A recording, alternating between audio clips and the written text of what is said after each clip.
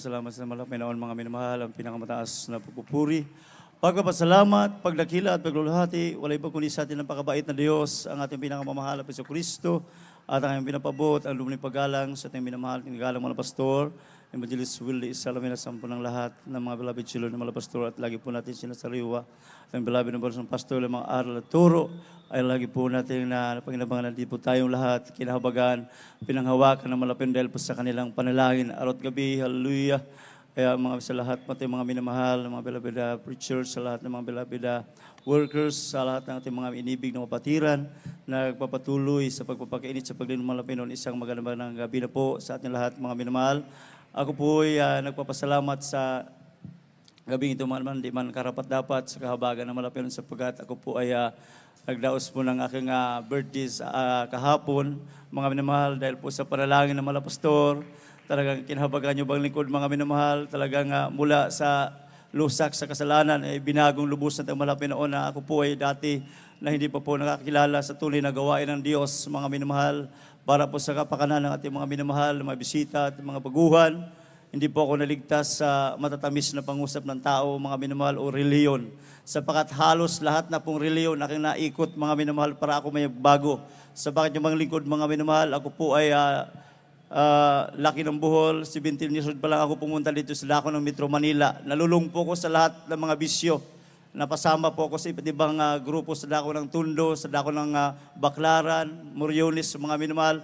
Nandiyan po ako po ay talagang napapahamak yung aking mga kasama dahil po sa paggawa ng kasalanan. Ngunit talagang totoo ang sabi ng kasulatan. Pag pinili ka ng Malapinon, kahabagan ka.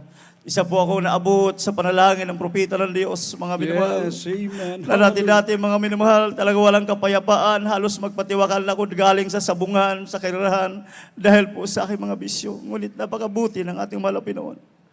No, ako po ay nasira ng isang kapatiran, mga minamahal, na bakit hindi ko daw subukan ang banal na gawain ito na nagbabago ng buhay ng tao, nagpapagaling lahat ng uri ng karamdaman. Sa katunayan, mga minamahal, sa aking paggawa ng kasalanan, nagkaroon ako ng karamdaman na ulcer. Saka yung insomnia, magdamagan sa bilyaran, sa warehouse, mga minamahal, doon ko po nakukuha yung karamdaman.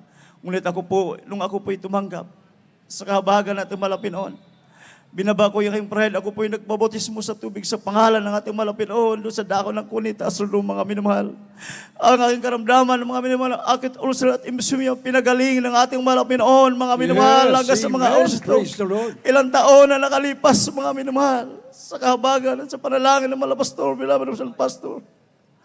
Grabe, mga minamahal, nung kami po'y baguhan pa lang, sa banal na gawain ito, napakinggan ko po, at sabi ni Beloved Mama Pader, mga pastor, na ang pagbibigay ay susi ng pagpapala, mga minamahal. Kami po, nung ako po'y bago nag-asawa, sa dako ng Mandaluyong, mga minamahal, talagang masasabi kong napakahirap, mga kapatid, sapagkat talagang yung aming inupahang bahay, kwarto lang, mga minamahal, halos di pa po kami makabayad, sapagkat talaga pong nandyan po, nag-umpisa pa lang. Palipat-lipat po kami pangupahan doon sa dako ng Mandaluyong. Talagang yung may-ari ng bahay, pag di ka makabayad, talagang magagalit pa. Ngunit totoo ang salita ng propeta ng Diyos. Patuloy ka na maglingkod, patuloy po kami umatin sa lahat ng mga Bible study. Aki pong inatinan, mga minamahal, sa kahabagan ng ating Malapinon, talagang totoo ang Diyos mapagpala, mga minamahal. Na dati-dati, mga minamahal, na wala kaming tahanan, palipat-lipat ngayon, sa kahabagan ng Malapinon, yung aking tahanan sa dako ng Mandaluyong, 3 palapag, sa kahabagan ng Malapinon, pang-4 po yung rooftop, mga minamahal, yung third floor, ay naka-aircon pa sa kahabagan ng ating Malapinon. Kaya sinong hindi maglilingkod sa ating Malapinon? Hallelujah! Meron na rin po kaming lupa sa dako ng Trisi, mga minamahal, sa kahabagan ng ating Malapinon. Talagang napakabuti ng ating Malapinon. Ang himala ng ating Malapinon, hindi ko matawaran. Sapagkat sa panalangin ng ating minamahal, mga pastor, mga minamahal, bago lang. Sabi ko sa mahal Panginoon, sa iyong kahabagan, napakarami ng pag-iingat araw-araw sa aking pagmumotor, grabe.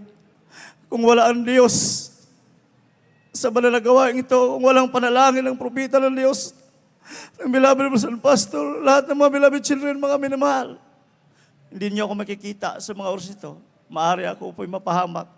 Sapagkat mga minamahal, noong nakaraang buwan lang, mga minamahal, sapagkat ako po ay nagdadrive, Ako po ay naghahatid ng pasahero sapagkat ako po ay pumasok sa joyride, mga minamahal. Alam niyo po, mga minamahal, nung hinatid ko na po yung pasahero sa dako ng Muntinlupa, araw po nung madalang araw po ng Huwebes, mga minamahal. Pagdating ko sa Muntinlupa, mga minamahal, pagbalik ko po, mga alas 3 na po ng madaling araw, hindi ko sukat kalain, napakabilis na po yung kayong takbo, mga minamahal ko, mga kapatid. Talagang napakabuti ng ating mahal na Pinoon. Yung hiningi kong himala, mga talagang nakakatakot at nakakakilabot, mga minamahal, sapagkat ito po habang nagpatakbo na ako na sa 60, mga minamahal, ang takbo ko papunta lang pabalik ng sukat, mga minamahal. Wala na pong ganong sasakyan. Ito po ay bigla pong tumawid itong napakalaking aso, kulay puti, mga minamahal. Wala pong magaling na driver sa motor, mga minamahal. Ang magaling, ang ating mahal na Pinoon, patnubayan ka, ingatan ka. Ayun po, mga minamahal, talagang hindi ko na maiwas yung aking manubila sapagkat talagang bigla. Yung aso biglang tumawid at bumalik pa, mga minamahal, umatras sa madaling salita, mga minamahal. Talagang binangga ko na po yung aso, mga minamahal, at ako po'y sumigaw ng 3 bisis na, Hallelujah, praise the Lord! Hallelujah, praise the Lord! Hallelujah, praise the Lord! Grabing mga minamahal ang prayer ng ating mahal na pastor. Mga minamahal, pasayaw-sayaw po ako sa kalsada, mga minamahal. Talagang yung pasayaw-sayaw po ako, mga kapatid, halos hindi ko malaman, mga minamahal. Ngunit hindi po ako na sumimplang, hindi po ako tumumbang, mga minamahal. Yung aking kambyo, napakatigas po yung kambyo ng motor. Nabaluktot, mga kapatid. Isipin niyo po, doon tumama yung aso. Kung walang panalangin ng mahal na pastor. Nasaan na kaya ako ngayon? Grabe, mga minamahal. Napakabuti ng Diyos! Hallelujah! Kaya walang dahilan, mga minamahal, na hindi tayo magsusumikap sa paglilingkod sa mahal na Pinoon. Atin na napatunayan na ang mahal na Pinoon na palagi, mga minamahal. Nagpatulong pa ako doon sa mga tricycle driver. Anong nangyari, kuya? Ako po'y nakabangga ng aso. Alam niyo po, mga minamahal, yung aking kambyo, hindi na po ako makatakbo sapagkat nabaluktot sa lakas ng impact ng aso. Mga minamahal, yung aking tuhod, grabe yung panginginig, mga minamahal, sapagkat di ko malaman kung nung lagang, di ko mawari na hindi ako natumba, hindi ako sumimplang, mga minamahal, sa napakalakas ng impact. Sino nag-iingat doon, kundi ang mga anghel ng ating mahal na Pinoon. Sabi ng mga sulat na magbibilin siya ng kanyang mga anghel para ingatan tayo sa ating mga lakad. Yan ang mga buti ng ating mahal na Pinoon, mga minamahal. Hindi mo makalimutan ang grabing himala ng ating mahal na Panginoon. Hallelujah! Isa pa, mga minamahal, isa na lang po, mga minamahal, unang pandemic, mga kapatid. Sapagkat, mga minamahal, sa kabahagan ng ating mahal na Pinoon, kami po minsan utusan ng mga pre-over. Yung aking motor, mga minamahal, 3 buwan po akong hindi nakakabayad. Sapagkat talagang yung aking kunting business sa dako ng Makati, nung pandemic yun, mga kapatid, totally bagsak po yun, mga minamahal. Yung aking motor nakuha ko po yan na pandemic pala, wala na po akong panghulog. Ngunit ang malapin noon talaga hindi pumayag na mahatak yung aking motor sapagkat ginagamit po yan ng pagdalo sa dako ng Montalban 3 times a week, sa lahat ng mga Bible studies, sa lahat ng mga pre-over, sa kahabagan ng ating malapin noon. Ayun po, mga minamahal, naghihimala din ng ating malapin noon. Magamat ito po talagang isang kakilabot na himala sapagkat masasabi ko na ako po ay kaya pala hindi ako nakakatulog, mga minamahal, ng araw na yung Lunes. Sabi ko sa aking mahal asawa, magpupuri na ako sapagkat pupunta ako sa LTO. Meron po akong sasamahan na kukuha ng lisensya. Ayun po, mga minamahal, nung ako po ay umalis na po ng alas 5 ng madaling araw, papunta na ako ng Pasay. Hindi ko sukat kalain na ako po ay makabangga palang napakabagong kutsi, mga minamahal. Ay, yung prinsipin mo, mga minamahal, walang katao-taon yung sa Guadalupe.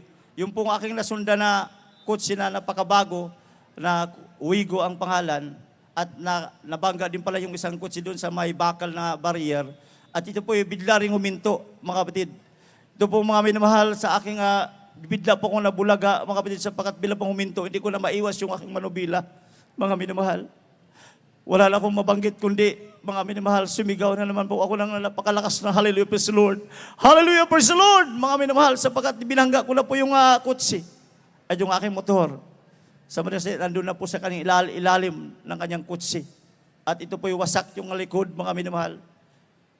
wala na kung lumabas yung driver. Sabi po ng driver, Kuya, daling kita sa ospital, kuya, daling kita sa ospital. Sabi ko, sir, binakaramdaman ko, wala naman po akong bali. May mga galos lang po ako. Natanggal yung aking sapatos, yung aking helmet, hindi po natanggal. Sabi po ng driver, kuya, daling kita sa ospital. Sabi ko, sir, wala naman pong bali. Sabi po sa akin, kuya, bayaran kita, kuya. Magkano bang ibayad mo sa akin? Sabi sa akin, magkano bang ibayad ko? Sabi ko, sir, kayo na pong bahala. Ako po yung member ng Jesus Miracle Crusade, ang aming malapastor, nung pumunta doon sa dako ng Busayap. Alam po mga minamahal, ay ganun pala.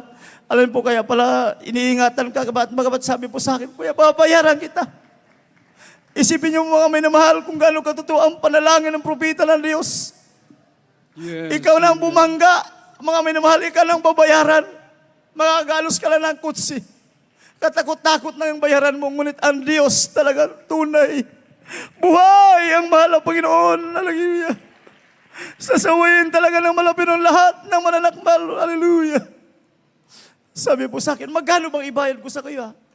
Sabi ko, sir, kayo na pong bahala. Pagpalain kayo ng mahal ng Panginoon. Alin po mga minamahal, ang ibinigay sa akin, cash, 15,000 mga minamahal. 15,000 yung binigay sa akin. Yung aking motor, magamat na doon na po yung manubila sa unahan, pinaalayin ko lang po. Nakabayad na po ko, napakarami na pong traffic enforcer mga MMDA. Sabi po, hatakin namin yung motor mo, yung 15,000, mababawasan pa yan ng bayad sa 2.5. Tulungan ka lang namin, iangat namin yung manubila mo, tapos yung tapaludo, hilahin mo na lang, ipaalayin mo, parang di na mabawasan. Ano po, mga milang himala, talagang sinong hindi magpapasalamat sa ating mahal na Panginoon.